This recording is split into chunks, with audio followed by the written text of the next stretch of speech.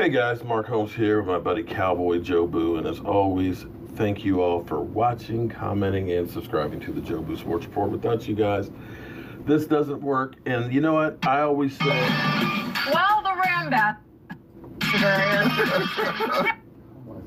had to show up today, and he brought mini don't know why. Look again. at it. Okay, we're just gonna let it So run. I don't know what be the heck here happened. after the Rams had that win over the Time out. Cowboys. I want to know what all this stuff That was is. weird. Well, look, first of all, I just got to say, we're going to New Orleans. I can't think. Hey, the Saints don't want you got them on. See, and I brought you. Look, yours are different from everyone else. You got Cowboys.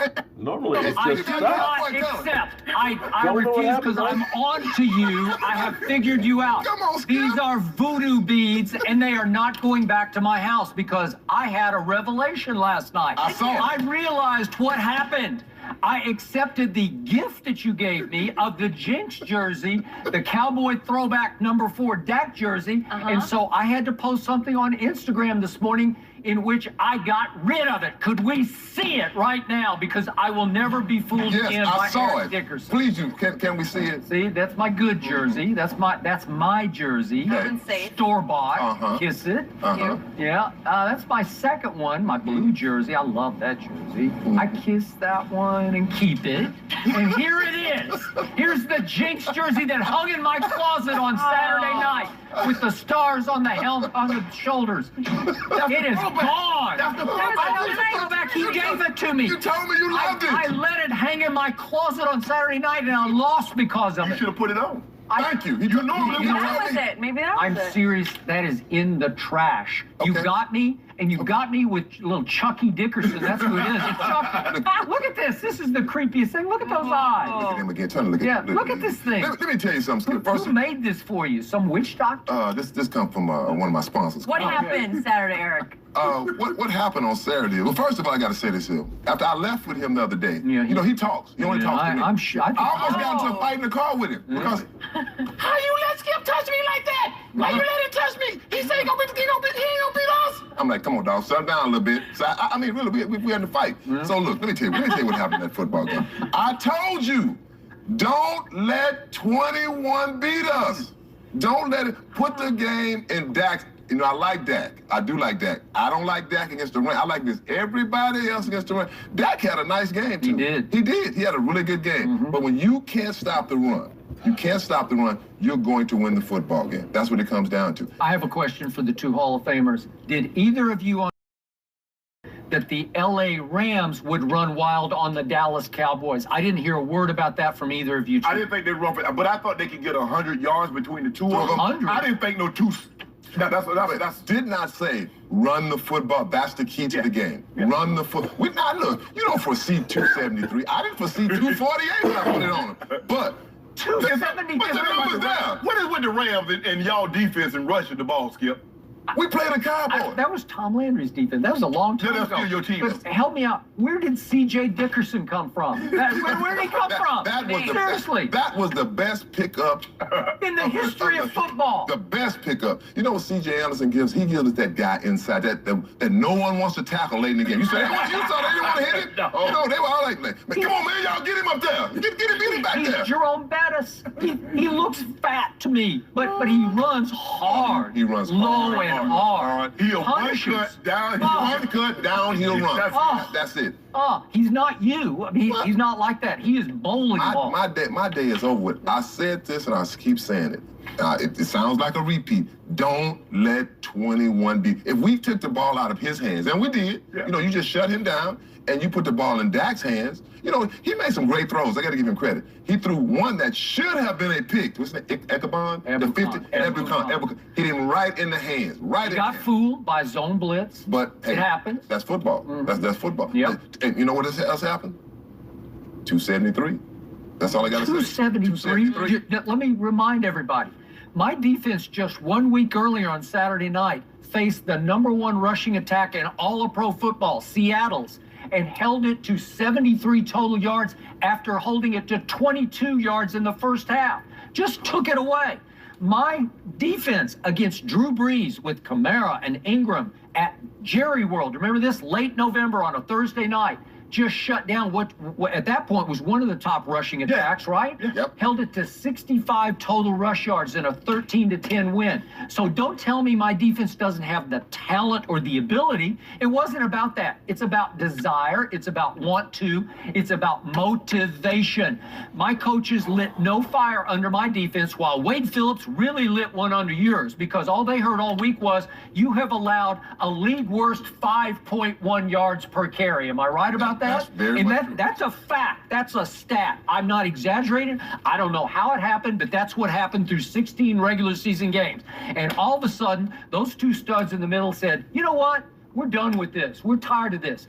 They came out and they just wanted the line of scrimmage worse than my offensive line did, and my defensive line did not want the line of scrimmage. It got owned by your offensive line, which must be way better than I thought it was. You know right? what happened? It was that day. You know when you guys lost this game? You went to Indy. Coach used to always tell us, son, don't put bad things on tape. Well, that was 100. That was 178 rush yards. Okay. They did not care. They didn't show up, and I don't think they showed up for this game. And what that showed the rate, because normally if you watch a team and you're like, hold on, that was the #1 rushing team. They shut them down. Logic says we need to throw the ball because we can't run. But Sean McVay said, bull jive. Okay, he did, and I got to give him credit for that, because when you're the boy genius, you're the boy wonder. Your temptation is like in the big shootout game with Kansas City. Yep. Just keep throwing it, throwing it. And for once, he said, you know what? I can't do it. I can't. My ego can't supersede what's the reality of this game. And the reality is I got two running backs who are really good, because C.J. Anderson was running hot against Arizona and San Francisco in your last two games. Yes, But think about where he came from, Skip. He got cut by the Broncos. He was the Carolina picked him up. Then they deactivated him. Then they released him. They cut him. The Raiders signed him, and then he let him take him to get on the He practice. was there for 5 days, and John Gruden won another playoff game, right? Executive of the year. Yeah. But in certain offenses, certain guys fit, and he fits in this offense. He does. You know, he doesn't have to be the guy. Nope. The main guy there is Todd Gurley. But right now, it's C.J. Anderson, because he looks that good. And another thing is that I mean, he he got was the most waiting carries. for you. He said he was waiting for you, Skip. Who's waiting for Him. me? He was waiting for you. Where? Right there, my little man. He Yeah, was that guy's waiting. creepy. I gotta tell you, CJ that's a voodoo. CJ coming from the Broncos. He's one cut. He's downhill. He's nothing fancy. He's not going to be doing all this juking. It literally, look. Remember, It literally the won't debacle stop. at Denver Look, I'm for trying to game pause 2 it. last year. Make it stop. Remember when the Make Cowboys it stop, please. went to Denver? Oh, he put a Please make it stop. It was 118, I think. So again, your coach could look at that tape and say, well, he was killing them then. There we go. It's killing me. It's killing me completely. But there will be better days ahead. I guarantee it. I'm not going to worry about it. But you know what? Jimmy Johnson said, if you're going to talk the talk, walk the walk. That means if you're going to be out there when the good times are there, you got to be able to be ready to take the bad ones. Because see, here's the thing I want you to understand. Over the course of, let's say, since 2016, when this channel really started growing up, before the 2016 season, I only had about 300 subscribers. But since that time, I have focused in on this channel and have been here week after week after week after week. I'm not sure that I've missed any days other than when I was on the cruise ship and couldn't upload. And I was trying to upload there. And I remember having giant fans that beat us twice in 2016, that were pounding their chest all summer long that we're going to win the division, we're going to the Super Bowl, we're going to kick the Cowboys' ass. But as soon as they lost to us, they disappeared. And they were replaced later on, late in the season, by the Eagles after they won. Excuse me, I missed a year there, didn't I? No, I did miss a year. But no, actually I didn't. It was the Giants. They went down the toilet too. And our season went downhill in 2015. But they were replaced by Eagles last year. I'm having my mind screwed up from all of this stuff that's going on here. But they were replaced by Eagle fans, and all summer long, going through everything else, we're world champions, we're going to be great for the next 10 years. We got Nick Foles. We got the best quarterback situation. Cowboys suck. You're going to be in the basement and things like that. But then when they started out weak, they disappeared.